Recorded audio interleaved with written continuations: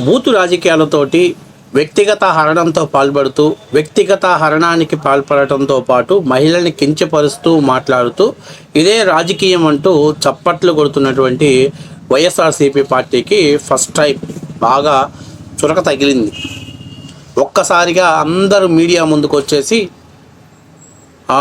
పెద్ద అంటే ఇప్పటిదాకా వాళ్ళకి అటువంటి రాజకీయం ఏదో తెలియనట్టు ఫస్ట్ టైం అటువంటి లాంగ్వేజ్ విన్నట్టు, రాజకీయాలలో ఫస్ట్ టైం వాళ్ళు విన్నట్టు, మీరు ఇలా మాట్లాడినందుకు భవిష్యత్తులో చాలా బాధపడాల్సి వస్తుంది, ఎక్కి ఎక్కి ఏడ్చాల్సి వస్తుంది, పురివి దండాలు పెట్టి ఏడవాల్సి వస్తుంది అంటూ ఏ పెద్ద సుభాషితాలు మాట్లాడుతున్నారు వైఎస్ఆర్సీపీ పార్టీలో నాయకులు.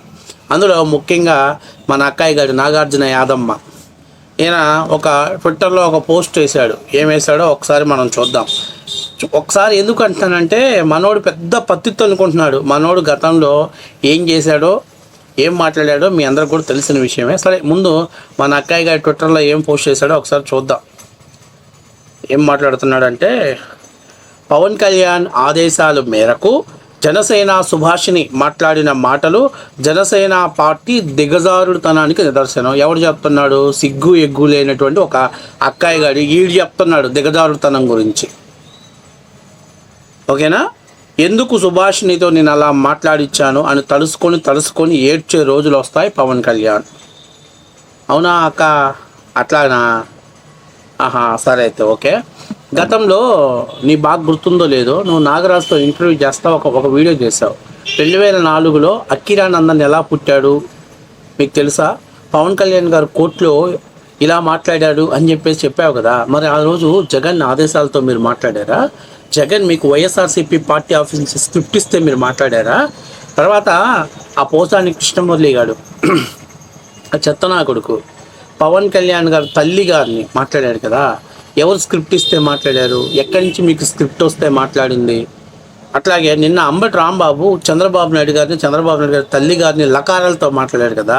ఈ లకారాలకి అకారాలు చేకూర్చింది ఎక్కడి నుంచి? వైఎస్ఆర్సీపీ ఆఫీస్ నుంచా, లేదా జనసేన పార్టీ ఇలాగా మీరు అన్నట్టే పవన్ కళ్యాణ్ గారు మాట్లాడిచ్చారు ఎవరైతే సుభాషిణి గారిని అంటున్నారో అదే విధంగా జగన్మోహన్ రెడ్డి గారు అంబటి రాంబాబుని మాట్లాడిచ్చామని చెప్పి మాట్లాడా? లేకపోతే చంద్రబాబు నాయుడు గారి ఇంటి మీదకి దాడి చేశారు కదా, అది జగన్ గారి ఆదేశాలు లేకుండానే జోగి రమేష్ చంద్రబాబు నాయుడు మీద దాడికి వెళ్ళాడా? అదేమో భావ వ్యక్తీకరణ స్వేచ్ఛ, అది రాజకీయాలలో హోందాతనం, ఇది దిగజారుడుతనం. ఇంకా వాటి గురించి చెప్పాలి. పాన్ మసాలా గుట్కా గాడు ఎలాగో చెప్తున్నాడు. భారతీరెడ్డి గారి గురించి మాట్లాడినా వెనక ఫోటోలు పెట్టి వీడియోలు చేసినా ఎవరిని వదిలిపెట్టను అని చెప్పేసి మాట్లాడుతున్నాడు. అరే గొట్టంగా, అరే గుట్కాగా, అరే గాండుగా నేను చెప్పేది విను.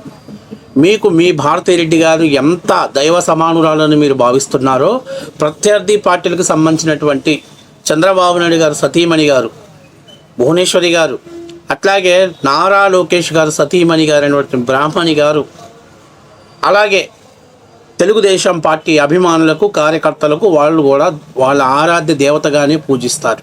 వాళ్ళని అవమానపరిస్తే ఎవరు ఊరుకోరు. అట్లాగే జనసేన పార్టీ వాళ్ళు పవన్ కళ్యాణ్ గారి తల్లి గారిని, లేకపోతే పవన్ కళ్యాణ్ గారి సతీమణి గారైన కావచ్చు, లేకపోతే పవన్ కళ్యాణ్ గారి పిల్లల గురించి కూడా వాళ్ళకి అభిమానంగా వాళ్ళ గుండెల్లో పతిలంగా పెట్టుకునేటువంటి వాళ్ళు. మీరేమో మీ ఇష్టాసారంగా మాట్లాడతారు, మీ ఇష్టం వచ్చినట్టు నోటికి ఏది పెడితే అది వాగుతాడు.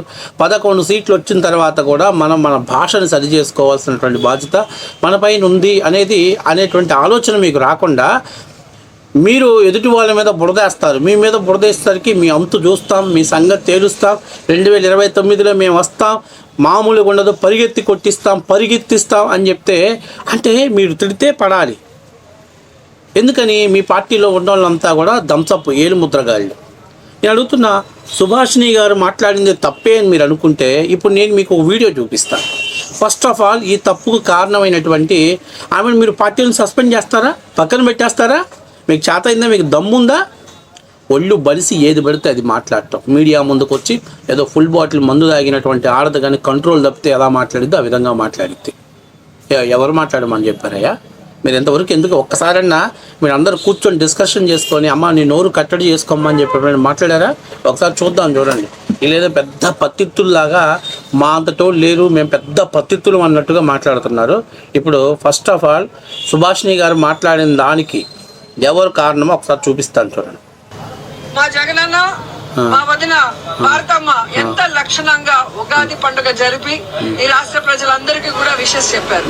మరి సనాతన యోధుడు ఏదో హిందూ ధర్మాన్ని హిందూ కల్చర్ ని కాపాడటానికి పుట్టినట్టు కథలు చెప్తాడు కదా పవన్ కళ్యాణ్. మరి ఆయన భార్య తెలుగు వాళ్ళ నూతన సంవత్సరం ఉగాది టైంలో ఎక్కడికి వెళ్ళారు?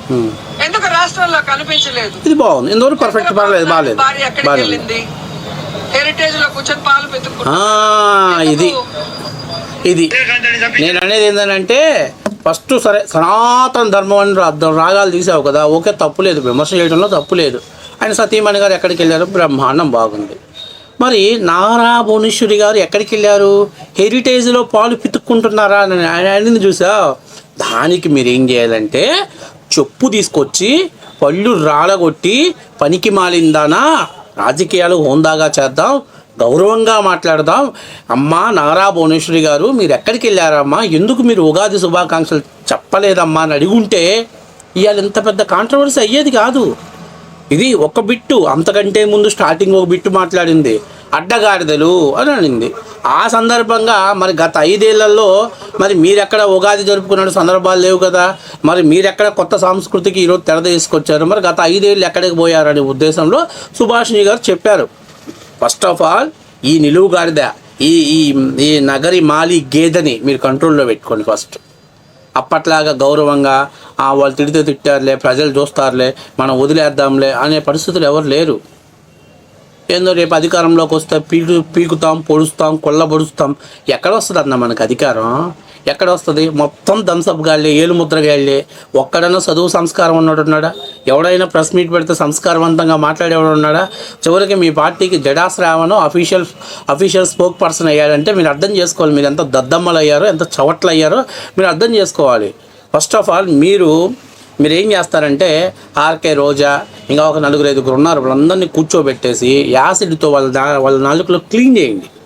మీరు గౌరవంగా మాట్లాడండి, మేము కూడా చాలా గౌరవంగా రిప్లై ఇస్తాం. ఎవరు కూడా భారతిరెడ్డి గారిని అనాలనో ఎవరికి ఉద్దేశం లేదు. మీరు అవతల వాళ్ళు ఎదవా అని తిడితే యువతల వాళ్ళు ఎదవన్నారా అని తిడతారు. మీరు ఎదవన్నారన్నారని ఫీల్ అయ్యే బదులు ఎదవా అని ఎందుకు అన్నామని చెప్పి మీ వాళ్ళని కంట్రోల్లో పెట్టుకుంటే ఈరోజు ఈ పరిస్థితి ఉండదు. అర్థమైందా? నువ్వు గత 5 ఏళ్ళు అధికారంలో ఉన్నప్పుడు ఒరే అక్కాయిగా ఎన్ని ఛానళ్ళకు పోయి నువ్వు మాట్లాడేవరా? ముళ్ళే లేకొని ముండా, నువ్వు కూడా మగతనాల గురించి పిల్లల గురించి మాట్లాడుతున్నావు. ఇక్కడ ఇట్లాంటి బెదిరింపులకి ఎవడు భయపడ్డు. నేను చెప్పేది ఏంటంటే ఫస్ట్ ఆఫ్ ఆల్ ఇలాంటి బెదిరింపులకి ఎవడు భయపడ్డు. మీ చేత సావటానికి, మీ చేత అధికారాన్ని ఇవ్వటానికి ప్రజలు ఎవరు సిద్ధంగా లేడు. ఫస్ట్ ఆఫ్ ఆల్ అది గుర్తుపెట్టుకో. నేను క్లియర్ కట్గా చెప్తుంది ఏంటంటే ఫస్ట్ మీ పార్టీలో ఉన్నటువంటి వాళ్ళు, ఇంకొక ఆమె ఉంది తిరుపతి, ఒక బొడ్డ ఒక ఆమె ఉంది, దానికి సబ్జెక్ట్ అంటే తూ అని రాదు, మొదట పెట్టిన కానీ బూతులే మొదలు పెట్టేసింది. గత 5 ఏళ్ళు అధికారంలో ఉన్నప్పుడు ఎట్లాగో తిట్టించారు, పచ్చి బూతులు తిట్టారు, ఎవరు పడితే వాళ్ళు మీడియా ముందుకు వచ్చి మాట్లాడారు, వ్యక్తిగత హరణానికి పాల్పడారు. అరే నిండు శాసనసభలో ఒక ప్రతిపక్ష పార్టీ భార్యామణిని మాట్లాడేదంటే జగన్మోహన్ రెడ్డి గారు చెప్తే మాట్లాడారు. వాళ్ళంతా జగన్మోహన్ రెడ్డి స్క్రిప్ట్ అమలు చేశాడా? ఏరా మీరేదో పెద్ద సంసారం చేసిన పార్టీలాగా మాట్లాడుతున్నావురా. అరే సన్నాసి వెధవా, మీ పార్టీ ఏంది, మీ పార్టీ పునాదులు ఏంది, మీ బతుకులు ఏంది? నువ్వు కూడా నీతులు చెప్తున్నావురా, నీ బతుక్కి నువ్వు కూడా నీతులు చెప్తున్నావా? అరే నువ్వు కూడా నీతులు మాట్లాడుతున్నావా? ఎవడు భయపడతాడు? నేను అడుగుతున్నా నిన్ను. కాబట్టి నేను చెప్పేందంటే ఫస్ట్ మనం రాజకీయాలలో మనం ఏదైతే ఇస్తామో దానికి వడ్డీతో తిరిగిస్తారు. కాబట్టి మీరేదో ఇలా నిన్నేదో ఒక వీడియో వేశారు, ఫస్ట్ సుభాషిణి గారిది, వాళ్ళ కొడుకు పెళ్ళిలో ఆమె డాన్స్ వేసింది, దానికి ఆమె ఎక్స్ప్లెనేషన్ ఇచ్చింది. తర్వాత ఈరోజు ఎక్కడో 2 మహిళలు ఏదో సిగరెట్లు కారుస్తున్న వీడియో తీసుకొచ్చి ఆమె సుభాషిణి అని చెప్తున్నారు. నేను అడిగేది ఏంటంటే ఇప్పుడు మీరు ఇలాంటి ఏ వీడియోలు తీసుకొచ్చి చేశారనుకోండి, ఇంకా రేపటి నుంచి ఇంకా నీచమైనటువంటి వీడియోలు బయటకు వస్తాయి.